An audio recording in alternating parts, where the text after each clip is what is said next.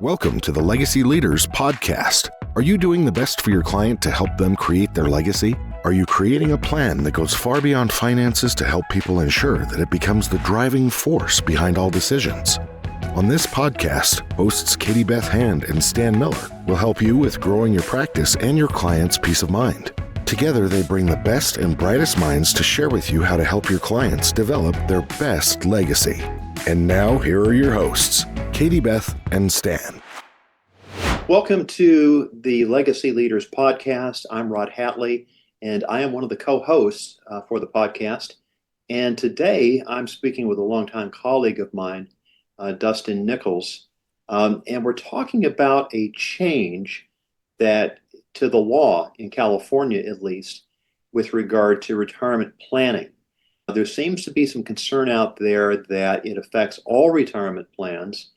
And in fact, Dustin, as we'll discuss in a little bit, it really doesn't. And there are still, I think as you would call it, retirement exemption planning that can be done to protect the retirement assets for an individual or married couple here in California. So why don't you go ahead and take it away? Sure. Thank you, Rod. First of all, it's a pleasure to be here. Always spending time with you is always welcome. I consider you an esteemed colleague, exceptional professional, and certainly, I'm happy to be here to help out. Let's talk about the new law because there's a lot of mystery behind it right now and a lot of buzz. And so I think just clearing the air, debunking myths on it that I see are out there. So Gavin Newsom signed into law on September 24th. 2024, AB 2837. Okay. And AB 2837 modifies the EJL, which are the enforcement of judgment laws. So the bill includes more than just the one section we're going to be talking about today, but the one that was obviously at issue mostly and concerning was California Code of Civil Procedure, section 704.115.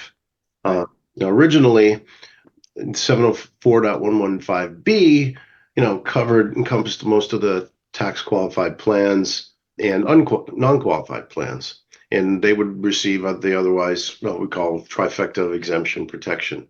The money going in to the plans, they were protected. The distributions coming out are protected, and the death benefit associated with those.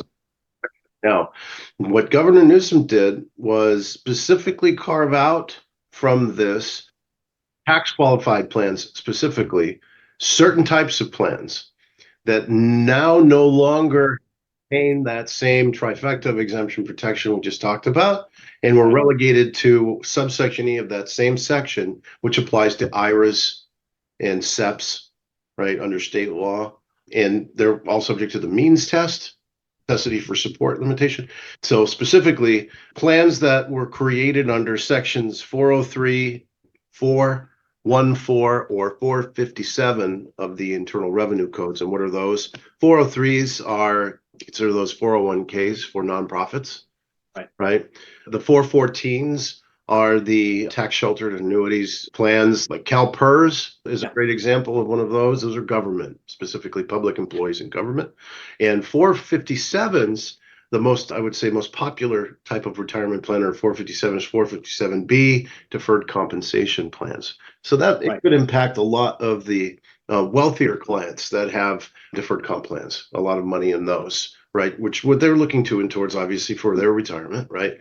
So this new law then relegating them down to that means test section of the statute basically means that, well, if a judgment was entered against an individual that had one of those plans, while they can't break through it and get to it because ERISA still is supreme, right? Federal law preempts state law.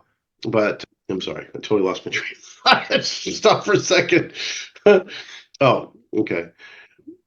And the anti-alienation provisions that exist in the trusts for these different types of plans would prevent a creditor from breaking through while the plan is accumulating and grab it.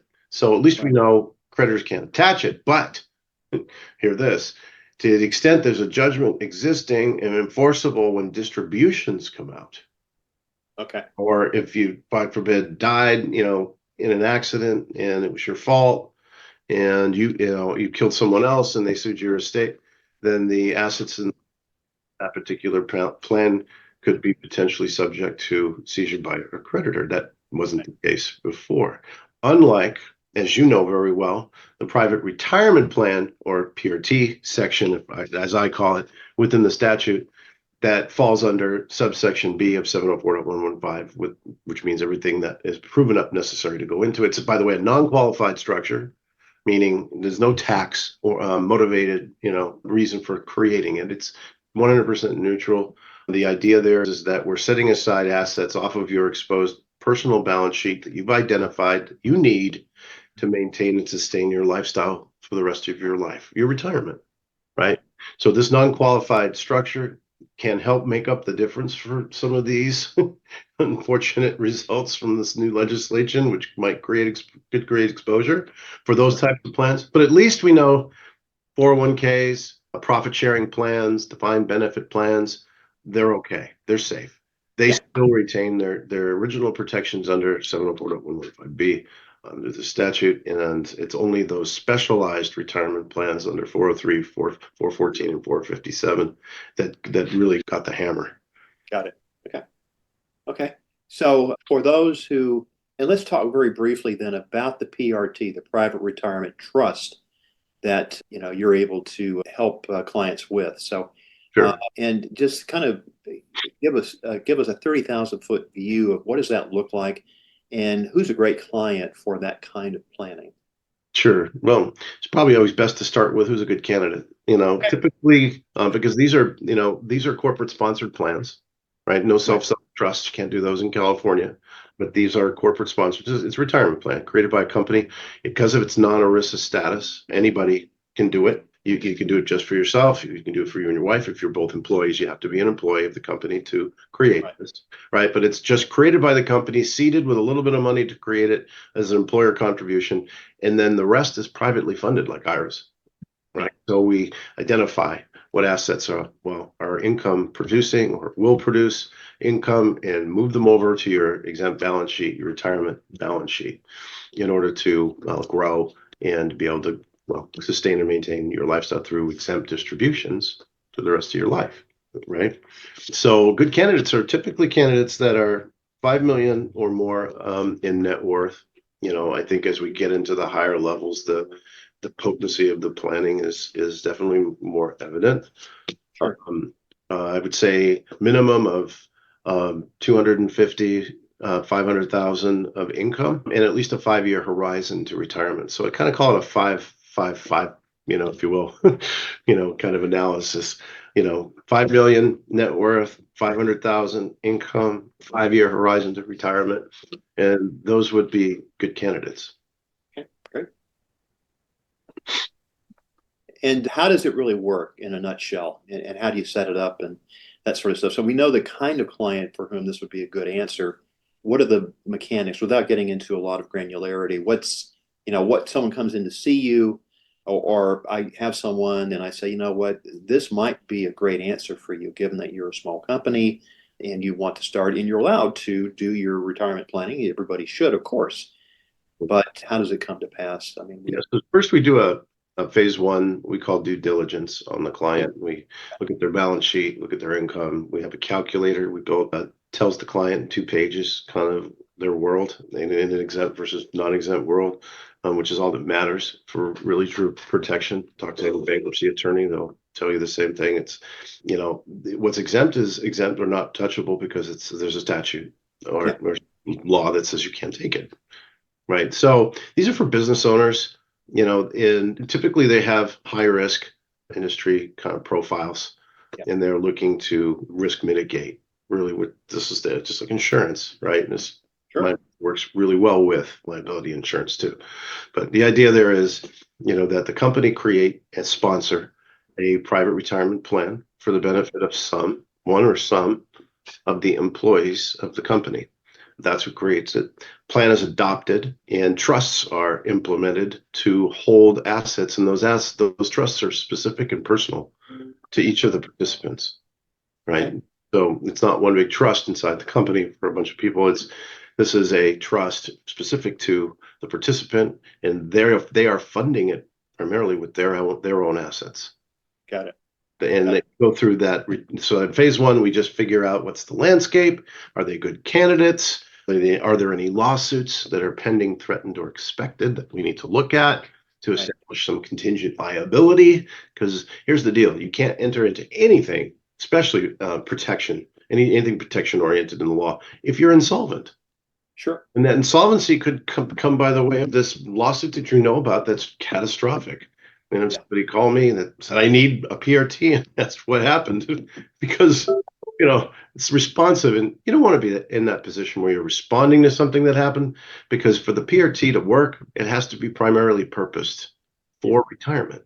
So they look at all the facts and circumstances surrounding that particular individual at the time the court does, looking back in time. But the power of it is amazing. There's nothing else in the law in California like it. Right, that can create this potent retirement exemption protection. But you just have to follow the rules. But anyway, phase one, we do all of that. We make sure we're in a good position to create this. And then phase two, we create and implement it. Right. And by the way, it's the company that's paying for all of this, and they're getting a tax deduction for all of it because it's a business sponsored retirement plan. So it's not like you individually going into, an asset protection lawyer's office and saying, I want a domestic asset protection trust. It's not the same. Right. The company creating a retirement plan that just happens to be hung on one of the most potent exemption statutes in the state of California, outside of the homestead. And as I understand it, the PRT actually predates ERISA. That is correct. About 1970, and ERISA showed up, I think, on the scene about 71. 74. Oh, wow. Okay. So a few years before even you had the federal legislation, the national legislation that protected a retirement income or retirement assets. Yeah. Well, you got to go back in time and think of what's the mindset of California in 1970. Sure. We weren't the hyper litigious state that we are today.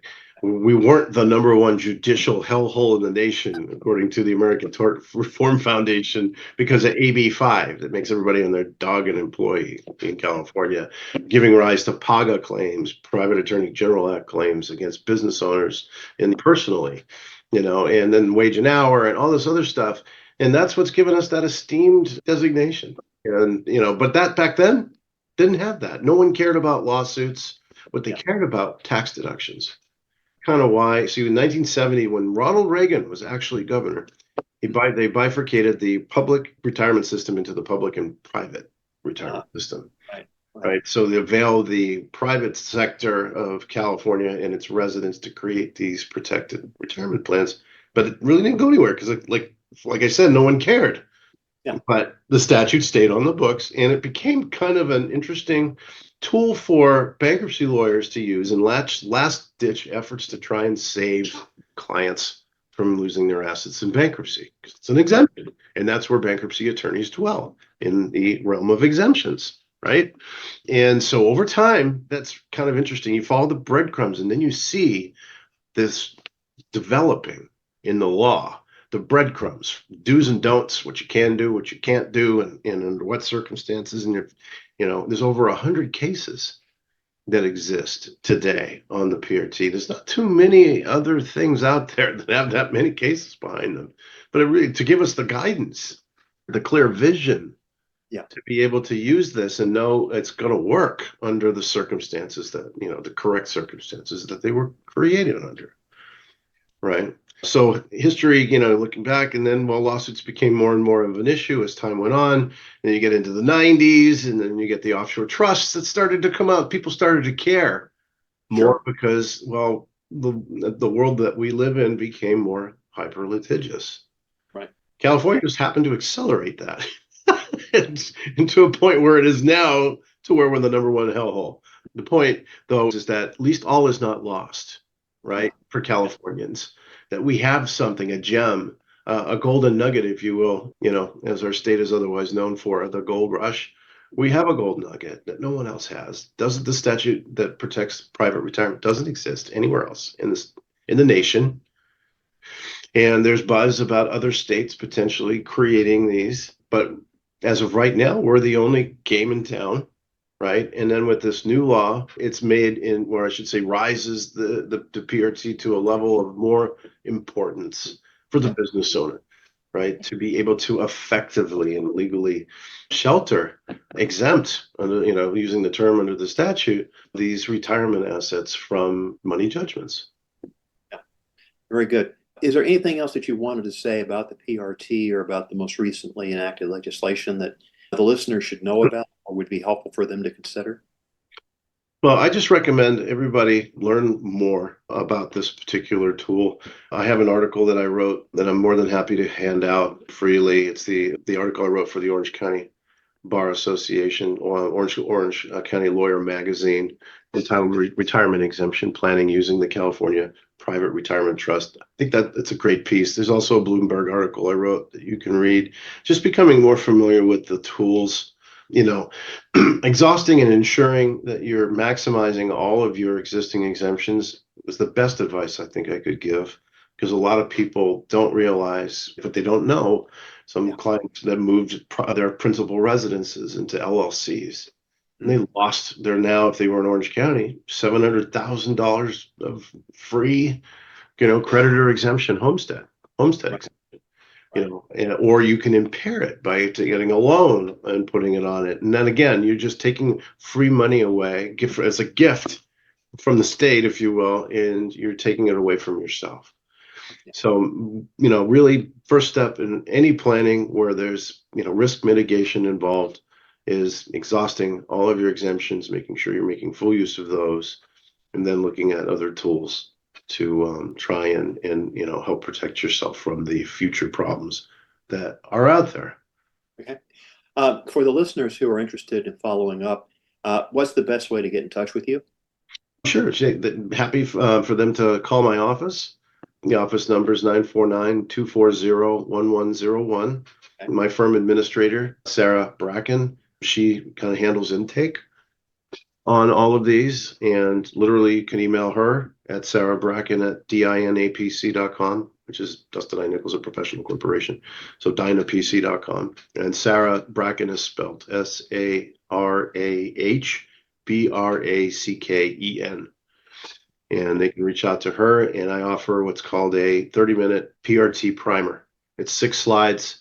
It walks through just the basic premises around what are exemptions, why are they important, what is this exemption, principally how does it work, what's the recipe, good candidate, and our process, how we take people through to get them this retirement exemption protection in place.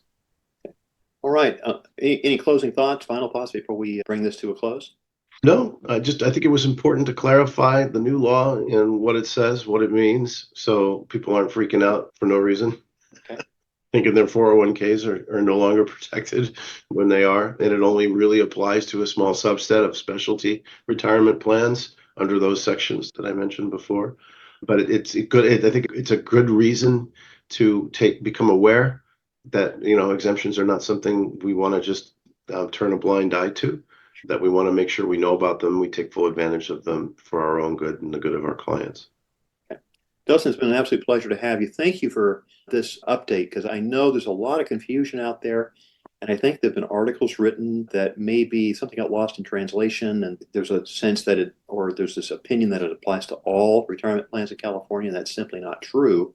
Yeah. So, all tax qualified plans. Yes. Yeah. And I can understand how that could be misconstrued. But a deeper reading of the actual bill and the statute clarifies that, thankfully, it's not the case that it's all tax qualified plans, just some. Okay. Dustin, thank you again. I'm Rod Hatley. I am one of the co-hosts of Legacy Leaders, and today I've had the privilege to speak with my longtime colleague and friend, Dustin Nichols, an estate planning attorney and asset protection attorney in Orange County, California, about the new assembly bill that was recently signed into law by California Governor Gavin Newsom, which appeared to limit the protection of tax qualified plans in California. And in fact, it really doesn't. And as well, Dustin is a resident expert on the Private Retirement Plan Trust, or the PRT. And so, Dustin, thank you so much for sharing your wisdom. And if our listeners are interested, please, the information will be in the link when this video is, when we edit it and send it out for folks. Easy for me to say. So anyway, thank you so much, Dustin. A pleasure. Thank you, sir. No, it's an absolute pleasure, Rod. Always. Looking forward to talking to you again soon. You've been listening to the Legacy Leaders Podcast with Katie Beth Hand and Stan Miller. For more information on them and the show, please visit pinnaclelegacylaw.com. If you like what you've learned today, do share the program with your friends and subscribe wherever podcasts are found.